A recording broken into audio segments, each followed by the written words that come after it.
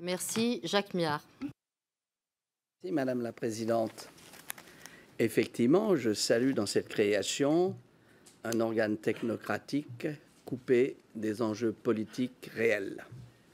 Et je pense, comme vient de le rappeler notre collègue Estelle Grenier, que ça va accélérer le processus, je dirais, d'éloignement.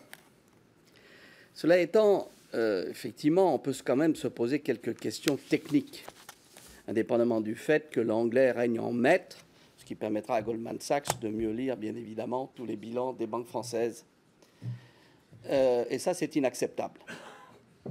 Mais regardons les choses en face. Premièrement, et vous l'avez dit, vous avez essayé de regarder quels sont les fonds propres, c'est-à-dire BAL 3, en cours sur les fonds propres sur les encours. Et vous avez examiné 130 grands groupes, vous nous avez dit, je crois que c'était 123, mais peu importe. Or, la crise de 2007-2008 n'est pas partie d'un grand groupe. Elle est partie je dirais, d'un processus de titrisation avec des choses absolument absconses qu'on ne pouvait pas déterminer d'un petit groupe. Et donc, aujourd'hui, croire que véritablement contrôler uniquement les grands groupes est parfaitement illusoire. Parfaitement illusoire.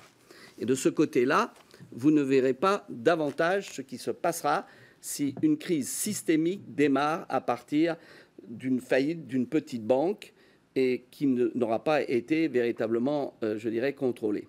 J'ajoute que selon une étude qui avait été faite, vous avez conclu ici qu'effectivement, il y avait, indépendamment de quelques banques qui ont dû se recapitaliser, vous l'avez dit, à hauteur de 25 milliards, qu'il y avait aussi des études un peu plus poussées qui montraient que même dans les grands groupes, il y avait des obligations à risque qui n'avaient pas été prises en compte.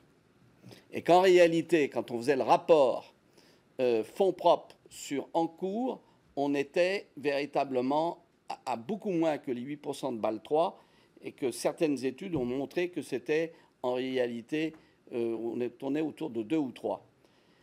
Dernier point, sur le fonds de résolution, puisqu'il est mis en place un fonds de résolution qui n'est pas encore opérationnel, qu'il le sera, à hauteur de 55 milliards. 55 milliards, c'est rien du tout, madame. S'il y a un crack boursier, un crack bancaire, vous le savez. Donc je crois que l'on est en train d'amuser un peu le tapis pour dire, vous voyez combien on contrôle, etc. On a un système qui est effectivement totalement transnational, qui ne s'arrête pas d'ailleurs dans le cadre européen, puisque y compris dans les traités, il y a l'obligation d'avoir une totale circulation des capitaux sur la planète. Ça a été imposé par l'Allemagne. Et donc, je crois qu'aujourd'hui, ce n'est pas du tout à la hauteur. On a un château de cartes. On a un risque systémique de crise internationale. Et sans être opposé à des contrôles présidentiels, je crois qu'aujourd'hui, on n'a pas véritablement la réponse à la fragilité d'un système international qui peut nous prendre à la gorge.